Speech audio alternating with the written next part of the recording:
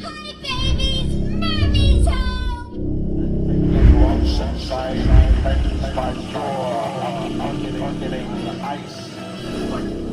Reptiles have ain't pretty.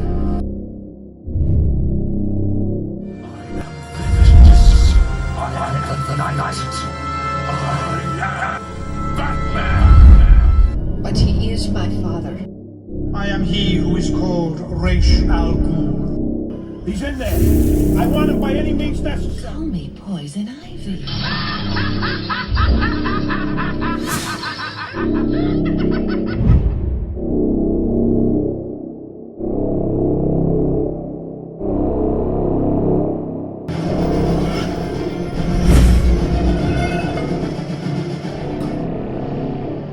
Clark.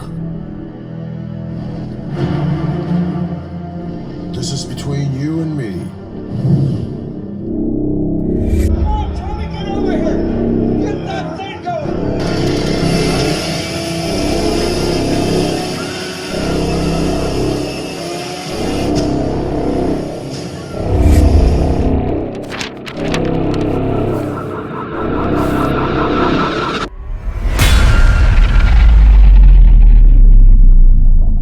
What's going down, my green screen entertainment fans? Your boy Jay Green back right now with what I'm hoping to be a 6-part miniseries. Before I jump into all the information about said miniseries, I do want to say that I have missed y'all and I apologize for being MIA for like a couple of months. But your homie's been super busy with some work things and super busy with some personal projects. Now I'm almost done with those personal projects, so I'm super excited to present them to you. I'm not going to say what it is just yet, but keep your eyes open because I do think that you will enjoy it. Now, what is this miniseries all about? For those of y'all out there that don't know by now, I am a huge Batman, Superman, Wonder Woman, DC fan. So with that said, I've been highly anticipating the Snyder Cut. And if you don't know what the Snyder Cut is, this is Zack Snyder's original vision for the Justice League that was basically taken away from him. You could do a lot of reading and your own history on the matter, but let's just say some tragedy happened in Zack Snyder's life. The studio was giving him a lot of flack for certain situations that they had already agreed upon for the film, and it was basically taken away from him and then almost completely remade by Joss Whedon. And now what we're about to get on March 18th, 2020, just a few days away, is Zack Snyder's original vision of what that film should be, for better or for worse. Who knows, but I'm excited to see what it is. So in preparation for what feels like to me an event, I'm gonna basically give y'all a Man of Steel review, which I've never done on this channel. I'm gonna revisit Batman v Superman and the Justice League reviews. I don't think y'all should go back and watch those old school ones that I did. They're pretty shitty. But I'm gonna look at them now with a new lens, having let them sit and marinate in my mind and in my heart for a couple of years now. So you're gonna get some new, up-to-date BVS and Justice League review. And I'm also gonna break down what I think they should have done with Batman v Superman and where DC might have gone wrong. And I'm gonna give you a review of the Snyder Cut, no spoilers, and then hopefully I can link up with one of my homies and give y'all a tandem review / spoiler discussion review of Snyder Cut. And I do plan on dropping a video each day leading up to the official release of the Snyder Cut on Thursday the 18th. Now when it comes to that tandem spoiler discussion review, that one I probably won't be able to get out until Sunday, maybe even Monday, but that should give y'all plenty of time to sign up for HBO Max, watch the film, and then cancel HBO Max, so then that way you don't get the film spoiled for you. All right, y'all, we about to jump into it. The first movie that I'm about to give y'all in my mini-series is gonna be Man of Steel. Now, this is one of my most favorite movies of all time. Oddly enough, I've never reviewed it on this channel. That shit's crazy, right? This movie came out in 2013. It stars Henry Cavill, Amy Adams, Lawrence Fishburne, Kevin Costner, Russell Crowe, Michael Shannon, and this shit was directed by Zack Snyder, of course. Visionary director, as they say, because this movie is gorgeous to look at. This movie takes you all the way to Krypton. We see where Superman come from. His planet is doomed. It's about to explode. His dad on Krypton, Jor-El, played by Russell Crowe, says, look, we about to die. We need to send this cat The only son that's been born of natural birth in some damn time to another galaxy, another stratosphere, if you will. So then hopefully, maybe then, we can have our DNA survive somewhere else in the galaxy and can continue to thrive and prosper. But nobody wants to listen to him. Zod, played by Michael Shannon, goes crazy. He tries to attempt a coup and overthrow the government, saying he knows what's best. They beef it out. They end up sending Kal-El, that's Superman's actual name, to Earth, and we all know the story from there. But what Zack Snyder did in this film was he flipped our normal perceptions of Superman on its head. Instead of Superman being all happy-go-lucky all the time, we see a guy who's growing up realizing that he's different. Someone who's been told by his parents, don't let people truly see who you are, because if they truly see who you are, it could spell trouble and disaster for our family and maybe even for you. The world might not be ready. So now when we catch up to Clark, aka Kal-El, later in life, he's a way that we've never seen him before. Sad, mopey, depressed. He's going around looking for random jobs just to make a buck. He's never fully established himself in human culture. He don't got no lady. He don't have a home, nothing like that. And it's all because he's been living his life based on the principles, if you will, or the teachings and the cautionary tales that his dad has told him. Don't tell people who you are. Don't show them what you're capable of. And he's closed himself off from the world until he takes on this one job. He ends up meeting Lois Lane, and at this military site, they happen to be investigating an area with some particular activity. But because he's Superman, he can see what's jumping off, and he ends up finding a Kryptonian ship, an ancient Kryptonian ship, a scout ship that was sent there millenniums ago. He gets on the ship, he figures out who he is, he activates it, he sees a hologram of his dad. His dad's telling him the whole deal. Now there's a caveat to this. He does find out who he is. He gets a Superman suit. He learns that he's got powers beyond his own imagination, and he starts to play around with those powers.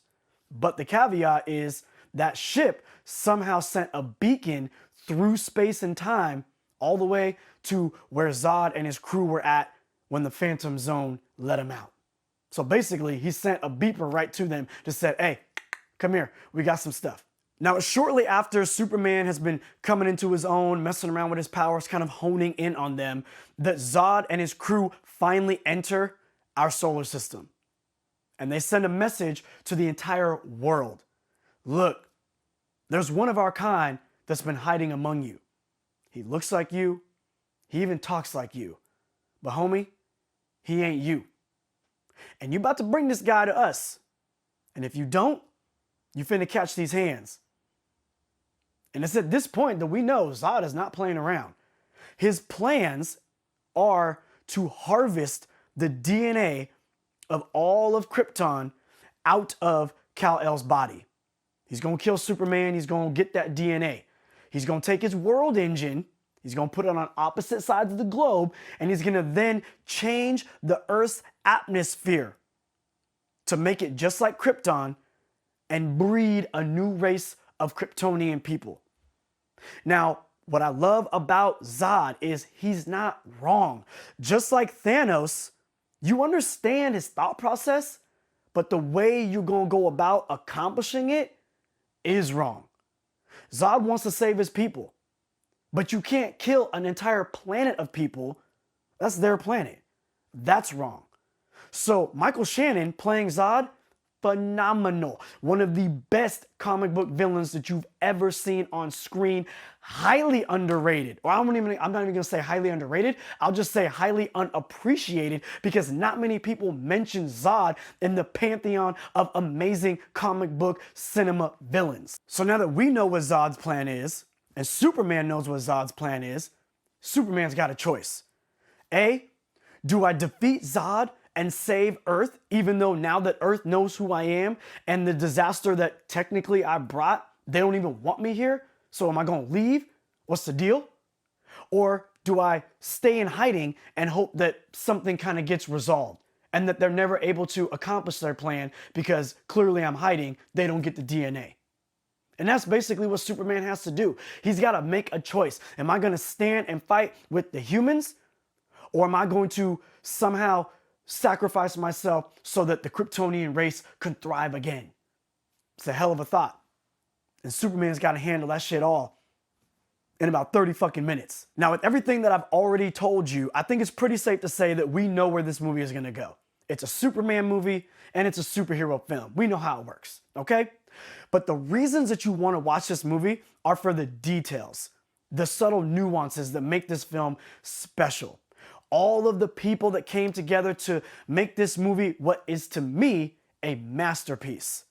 The acting is phenomenal. Russell Crowe, Michael Shannon going toe-to-toe, phenomenal. Michael Shannon and Henry Cavill in the end of the film in their dragged down fight.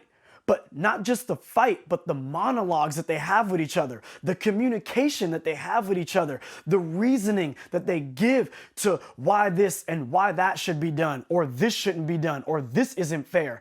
Those facial expressions, the intensity. That's why you should watch this movie. The music, Hans Zimmer, world-class composer. He's done so many amazing films. And this was actually the first film when I realized, like, fuck, who is Hans Zimmer? What other movies has he done that I like? And I am now a bigger Hans Zimmer fan than I can ever imagine that I would have been because of the power of the score to this film, which makes it that much more intense. The vision from Zack Snyder to take a Boy Scout like Superman, to take a bright light in the DC universe like Superman and turn him somewhat darker, to have the balls to make him calm and quiet and moody because of the life that he's been leading based on what the reality of that life might be. That vision that he had, phenomenal. Come on.